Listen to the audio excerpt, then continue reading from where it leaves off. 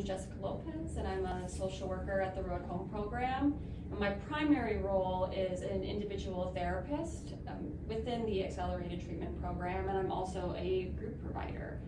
And I'm a Marine Corps veteran, and what really brought me then to being a social worker and working in this field is I didn't really know what I wanted to do getting out of the Marine Corps, and I loved being an NCO. So, taking care of my Marines. My nickname was Mama Lopez, so I wanted to find something that could fill that purpose. And social work happened to, fit all those categories for me, and I learned about the Road Home program at another facility that I was working at and used to refer people here, and I knew I always wanted to end up here and doing this work. My favorite part is the work within itself and seeing the difference that can be made in such a short period of time. I have said previously that I would love to have a magic wand and just wave it and everyone's troubles just melt away, but unfortunately we don't have that in this world.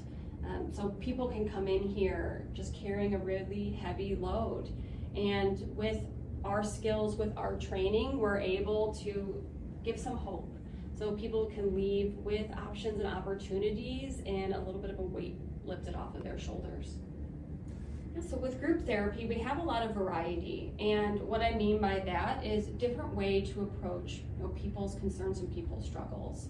And so whether that's through mindfulness, a kind of more casual peer-led group, whether it's family support or even art therapy, we have just variety of people can come in and pick and choose what they want.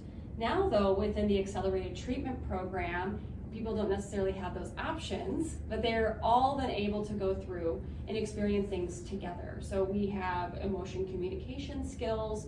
How do you learn to talk with each other? How do you learn to talk and explore your emotions with the people who are closest with you, as well as yourself? And then how do we incorporate the individual work into a group space? How can they learn from each other while they're learning independently with their individual therapist?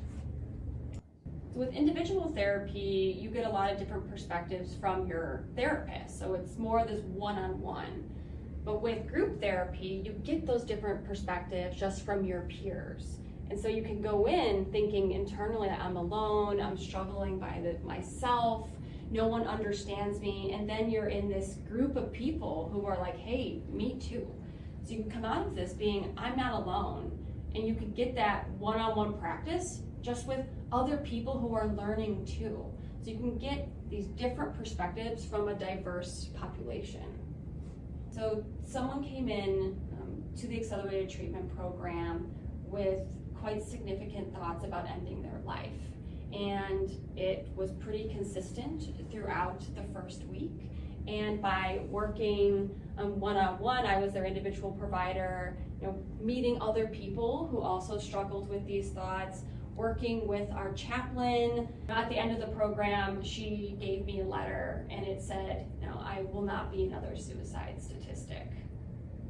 So the biggest thing that I like to share with other people is that we are mission oriented, and that's a major component within the military population, but also here. We are mission driven on every level. We want to provide excellent care and treatment to the military population, whether it's at the front desk, whether it's the type of training we get as clinicians. We want to be evidence-based and really just the top tier standard of treatment, whether it's where we go for outreach, wanting to go see more active duty, let more people know who we are, but really at every level of care here within our team, we have the mission in front of our eyes.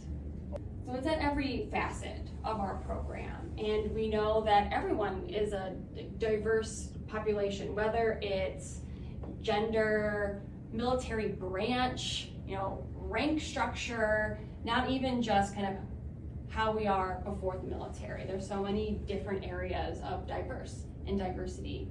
And once someone calls in, we are trying to explore kind of what it means for them to be human and what they're bringing into the program. So we'll ask specific questions about, what do you want to tell us? Like, what do you think is important for us to know about you? And we'll ask about cultural considerations. We'll ask about what they kind of identify within diversity. So we don't have to have specific labels, but we want to make sure that they feel comfortable enough to share that with us.